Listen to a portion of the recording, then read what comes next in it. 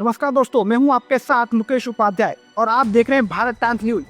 और आज की जो रिपोर्ट है मैं आपके सामने लेकर आया हूं वो सिर्फ एक खबर नहीं है दोस्तों, बल्कि आने वाले 20 दिनों की भारतीय राजनीति का पूरा रोड मैप है। 1 दिसंबर से शुरू हो रहा संसद का शीतकालीन सत्र, और इस बार माहौल कुछ अलग है क्योंकि विपक्ष, खासकर समाजवादी पार्टी और कांग्रेस, दोनों ने मिलकर ऐसी रणनीति तैयार की है जिससे सरकार को हर मुद्दे पर घेरा जा सके। और ये रणनीति इतनी सटीक, इतनी विस्तृत और इतनी राजनीतिक रूप से नुकीली है कि यदि ये जमीन पर उतर गई तो इस शीतकालीन सत्र का हर दिन सुर्खियों में रहेगा। तो चलिए दोस्तों, शुरू करते हैं इस बड़ी कहानी को, एक एक परत खोलते हुए। दोस्तों, शीतकालीन सत्र 1 दिसंबर से 19 दिसंबर तक चलेगा, लेकिन विपक्ष पहले ही अपनी पूरी तैयारी में जुट गया है। लगातार मीटिंग हो रही है, लगातार रणनीति बन रही है, लगातार मुद्दों की लिस्ट बन रही है। कांग्रेस और समाजवादी पार्टी इस बार कोई कमी नहीं छोड़ना चाहती। कारण साफ है, उत्तर प्रदेश विधानसभा चुनाव पास है और संसद के मंच से विपक्ष चाहता है कि पूरे उत्तर प्रदेश को एक संदेश जाए कि वो सिर्फ सवाल नहीं उठा रहा बल्कि जवाब भी मांग रहा है। और इसके अलावा अखिलेश यादव भी पूरी तैयारी से जुटे हैं। समाजवादी पार्टी के राष्ट्रीय अध्यक्ष अखिलेश यादव ने हाल ही में मन सरकार पर कई बड़े सवाल उठाए हैं। अखिलेश यादव का कहना है कि सरकार हर मुद्दे पर विफल है, चाहे वो महंगाई हो, बेरोजगारी हो, कानून व्यवस्था हो या किसानों का सवाल। समाजवादी पार्टी इस बार संसद में सिर्फ सवाल नहीं उठाएगी बल्कि यूपी की जमीन पर हो रही घटनाओं को उठाकर सरकार को राष्ट्रीय स्तर पर घेरने की कोशिश करेगी। अखिलेश कई मामलों में सरकार की चुप्पी को सबसे बड़ा मुद्दा बताते हैं। दोस्तों, सरकार की असफलताओं का राष्ट्रीय मंच पर एक्सपोज करना। इसके साथ ही कांग्रेस ने भी रणनीति तैयार कर ली है और सरकार को चारों तरफ से घेरने की तैयारी हो चुकी है।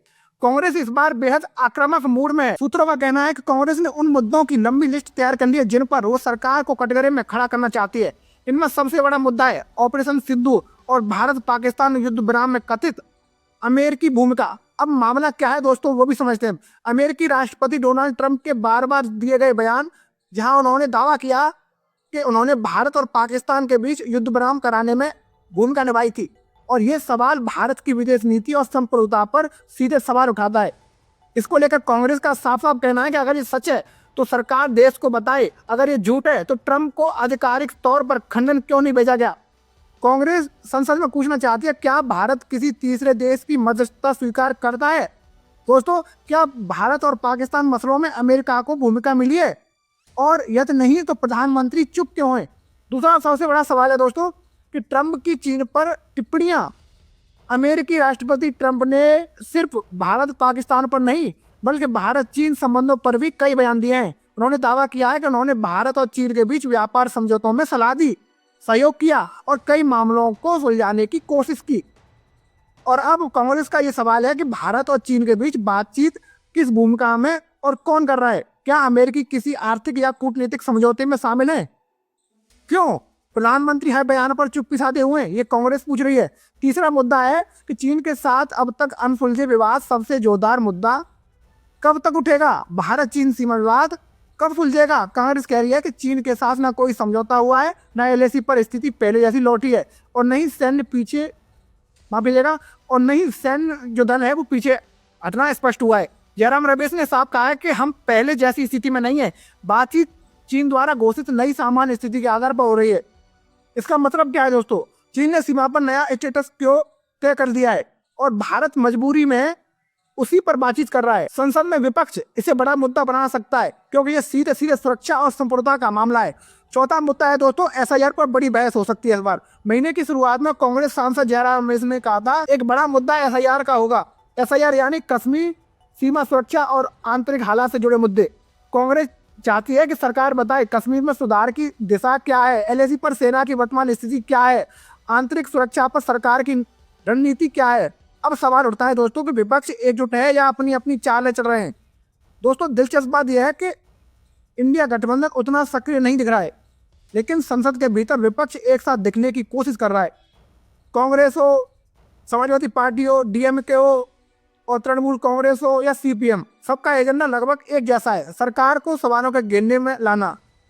लेकिन यह सत्र इसलिए भी गर्म हो रहेगा क्योंकि कई महत्वपूर्ण बिल पेश होने हैं जिन्हें विपक्ष बिना तगड़ी बहस के पास नहीं होने देना चाहता।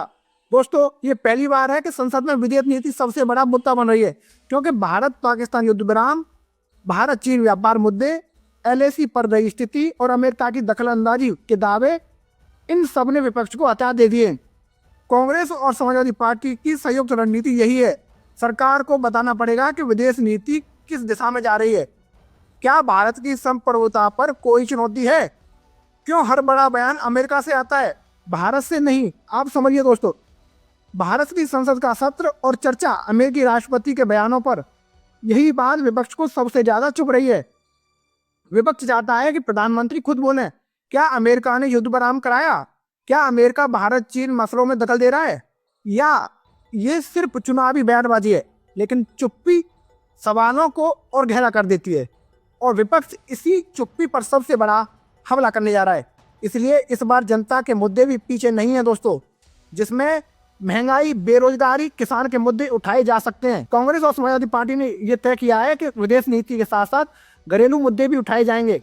महंगाई, बेरोजगारी, एमएसपी और युवाओं की भर्तियां, कानून व्यवस्था, महिला सुरक्षा, यानी मैदान सिर्फ बाहर का नहीं है, अंदर का भी गर्म होगा दोस्तों। 1 दिसंबर से संसद सत्र शुरू होगा, लेकिन माहौल अभी से तूफानी है। सरकार चाहेगी कि सत्र शांतिपूर्ण चले, बिल पास हो और देश को स्थिरता का संदेश जाए, लेकिन विपक्ष चाहता है कि सत्र का हर दिन सरकार के लिए सवालों का तूफान बने, और ये तूफान कांग्रेस और समाजवादी पार्टी की संयुक्त रणनीति से और भी तेज होने वाला है दोस्तों। ये सिर्फ बहस नहीं है दोस्तों, 2027 की राजनीति का ट्रेलर है। और दोस्तों ये याद रखिए, ये सिर्फ शीतकालीन सत्र नहीं है, ये 2027 यूपी विधानसभा चुनाव से पहले विपक्ष और सत्ता के बीच का सबसे बड़ा मुकाबला है। और यहीं से तय होगा कौन कितना तेज और कौन कितना तैयार है, और कौन देश की राजनीति में अपनी पकड़ मजबूत कर पाएगा। तो दोस्तों ये थी आज की बड़ी और गहरी रिपोर्ट।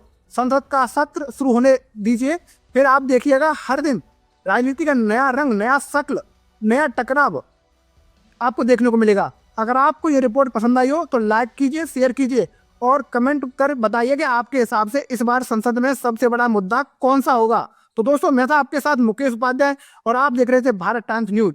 फिर मिलेंगे दोस्तों एक नई रिपोर्ट के साथ। जय हिंद, जय भारत।